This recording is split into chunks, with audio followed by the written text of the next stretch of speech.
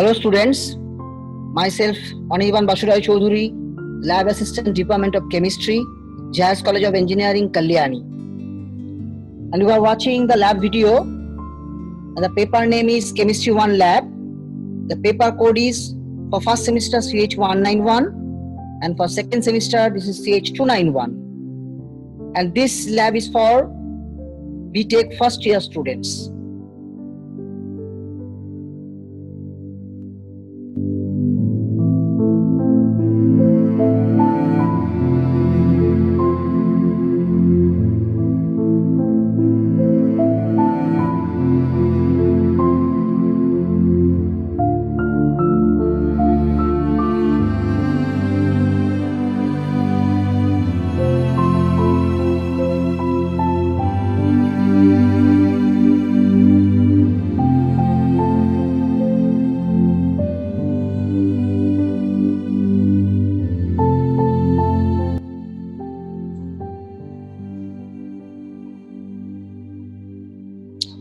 Hi students, today I am going to discuss about the experiment that is redox titration.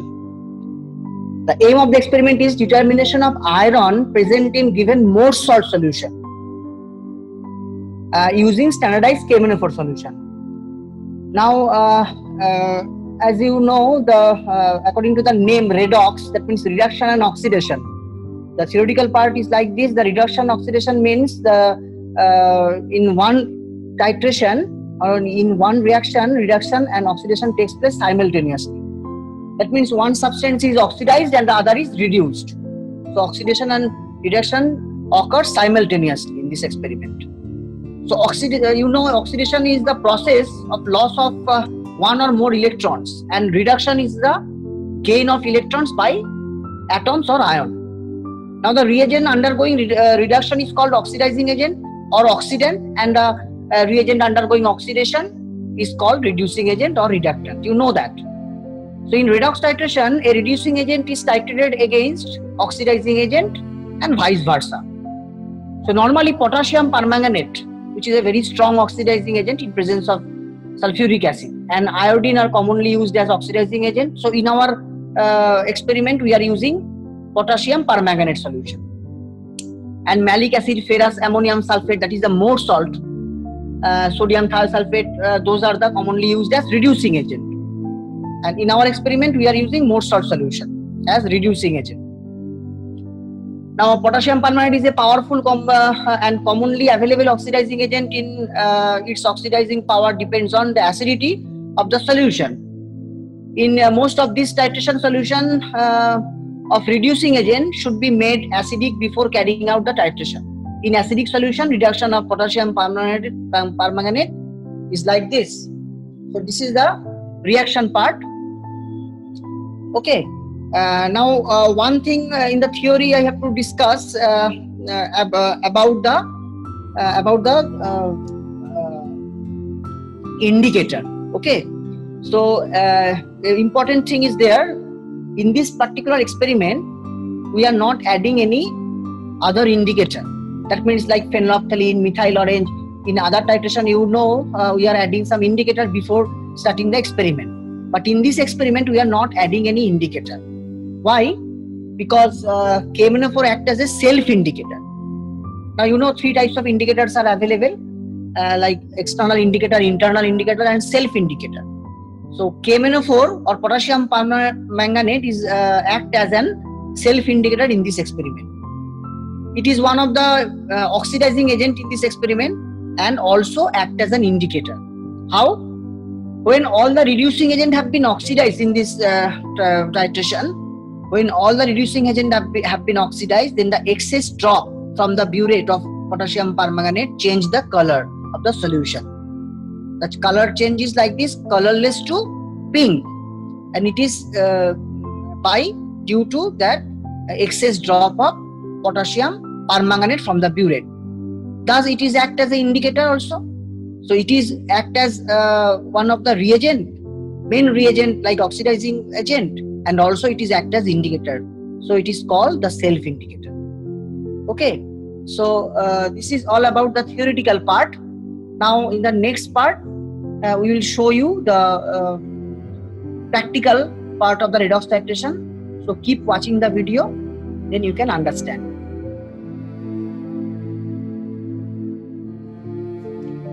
Now students, today I am going to show you the practical part of the redox titration. Now what are the reagents which are required for this experiment? That is the potassium permanganate solution, that is the known strength. We are giving you known strength of potassium permanganate or KMnO4 solution. Say the strength is 0.098 normal, that is the known strength. Now 2 normal sulfuric acid, it is required, and then unknown mode salt solution, is required. Now you know the mode salt is a reducing agent in this experiment, as it is a redox titration. So reduction oxidation takes place simultaneously in this experiment. So it is the reducing agent, and the potassium permanganate is a strong oxidizing agent, you know, in presence of sulfuric acid. That's why sulfuric acid is added. So 2 normal sulfuric acid is added. So potassium permanganate is taken in a burette, already it is taken, and in the conical flask, the procedure is like that. In the conical flask, we have to collect, or we have to pipette out 10 ml of unknown mode salt solution, that is pipetted out in the conical flask. Then we have to take 10 ml of 2 normal sulfuric acid by a test tube, okay, and 10 ml of distilled water in the conical flask. And in the burette, already KMnO4 solution is taken. Now one important thing, we are not adding any indicator, because KMnO4 act as a self-indicator in this particular experiment. So how it is act as self-indicator? It is already I told it is the one of the main reagent, that is the oxidizing agent, and also it is act as a self-indicator. When all the reducing agent have been oxidized, that means whenever we add KMnO4 from the burette into the conical flask where we are taking more salt solution as a reducing agent. So when all the reducing agent have been oxidized, then the excess drop from the burette change the color. Color change to colorless to pink. Faint pink or light pink is coming. Thus it is act as indicator also. As it is a reagent in this particular experiment and also act as an indicator, so it is called self-indicator. It is the important part of this experiment. That means no other indicator like phenolphthalein, methylonine, methylate is added in this experiment. It is act as a self-indicator. Now I am going to start the experiment.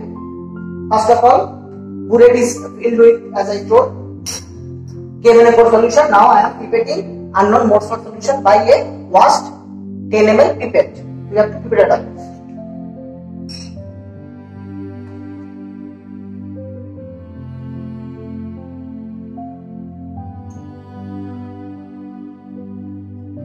Make up the volume.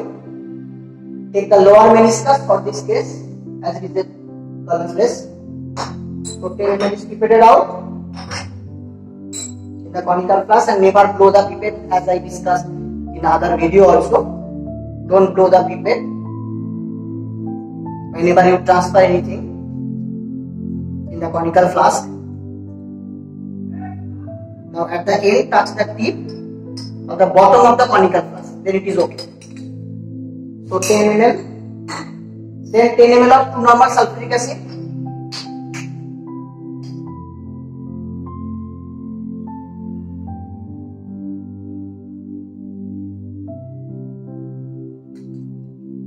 Okay. In presence of sulfuric acid, KMnO4 acts as a strong oxidizing agent, and also 10 ml of distilled water. Okay. Now I am going to start the experiment. So first of all, initially you have to check the initial reading and keep one white page under the conical flask.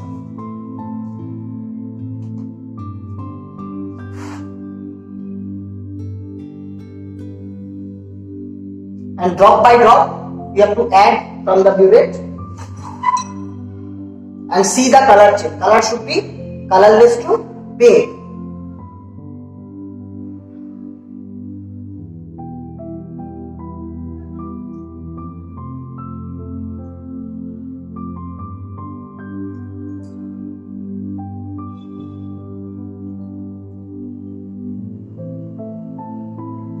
pink already color is changed.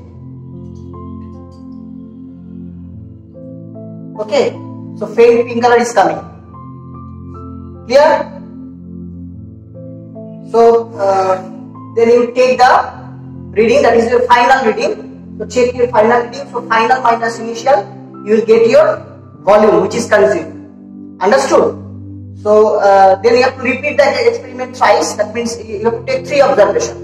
Same method, you have to repeat it out again. The more salt solution, water and normal sulfuric acid, and carry on the titration. So this is all about the practical part of redox titration. Then in the next part, I will tell you how you fill up the table, and the little bit calculations are there. That means we have to find out how much iron is present in more salt solution. That is our aim. In the next part we will see about the calculation part. Okay.